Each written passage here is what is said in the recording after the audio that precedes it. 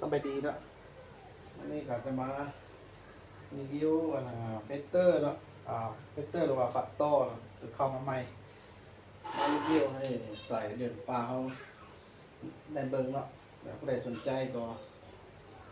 ทักหาได้เนาะวันนี้ก็มีอยู่2-3รุ่นเนาะแต่ว่าจะมารีวิวเฉพาะแต่ตัว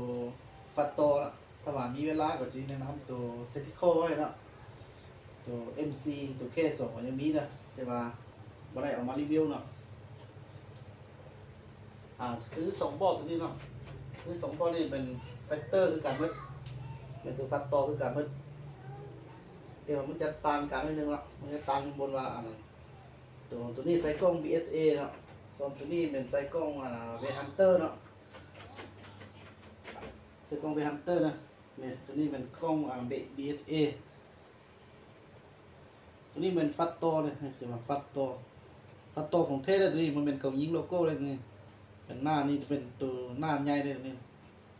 หน้านี่เป็นใหญ่เลยตัวนี้ขากล้องใหญ่เลยกล้องเป็นกล้องBSA เนาะเนี่ยกล้อง BSA ฐานเป็นฐานคาร์บอนเนาะเราตัวนี้เป็น45เซนติเนาะเราเป็น45เซนติเป็นเราตัวซูเปอร์เฮฟวี่เนาะตัวซูเปอร์เฮฟวี่เอามาใหม่เนี่ย10เกียวเนาะซูเปอร์เฮฟวี่ตัวโพลีกอนนั่นแหละ10เกียวเนาะเราตัวนี้อัปการถึกดีตัวนี้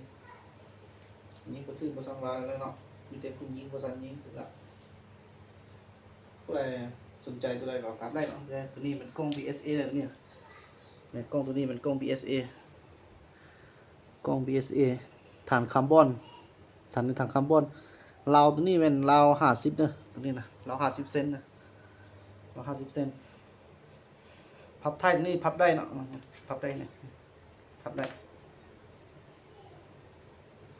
สนใจตัวใดก็ทำได้เนาะงามเนาะถามเป็นถังคาร์บอนใส่กล้อง BSA เลยตัวนี้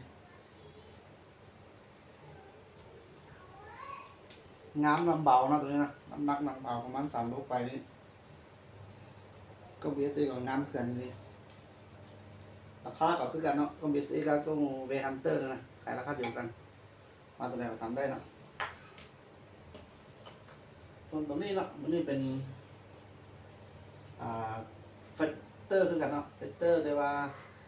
เอาจะใส่คือถังคาร์บอนคือกันถังคาร์บอนแต่ว่าเราตัวนี้มันจะสั้นกว่าแล้วน้องเบิ่งก็รู้แล้ว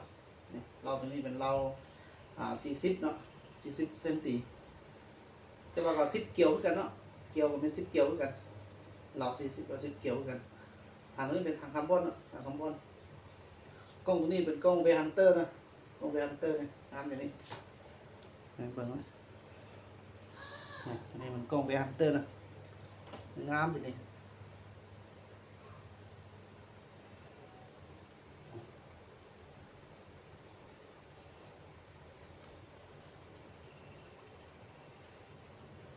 เราเป็นเรา10เกี่ยวเนาะเป็นกล้องเวฮันเตอร์สนใจทำได้เนาะตัวนี้เนี่ยเป็นฟัตตอออกใหม่ล่าสุดเนาะปี2026ตัวนี้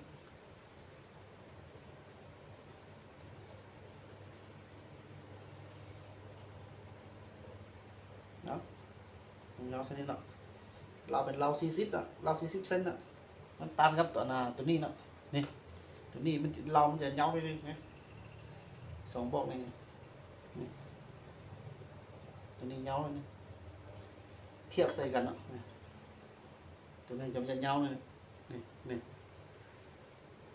ตัวนี้เป็นเรา40ตัวนี้เรา45สั้นเนาะทางคาร์บอนก็ทางกล้อง BSA คือกันเลยตัวนี้เป็นกล้องเวฮันเตอร์เนาะผู้ใดมักกล้องเวฮันเตอร์แต่ว่าใส่เราตัวเงาก็ได้คือกันหรือว่าใส่กล้อง BSA เราตัวสั้นก็ได้คือกันมันราคาเดียวกันนะ2 กล้องนี้เราจะมีอีกบอกนึงเนาะจะมาแนะนำตัวนี้ก็คือเทติคอลนะตัวนี้นะตัวนี้เทติคอลเราเป็นเรา40คือกันนะนี่สั้นงามเนาะตัวนี้นะเราเป็นเรา40งามอยู่นี่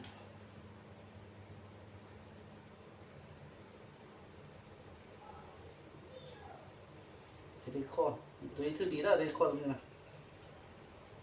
ทนสุดตัวนี้มันยิงนะประหยัดล้มสุดเดี๋ยวล้มสุดกับเทติโก้นี่แหละ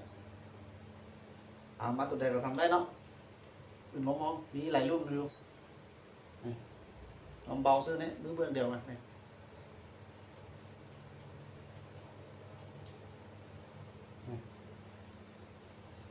สนใจตัวใดเราทำได้เนาะ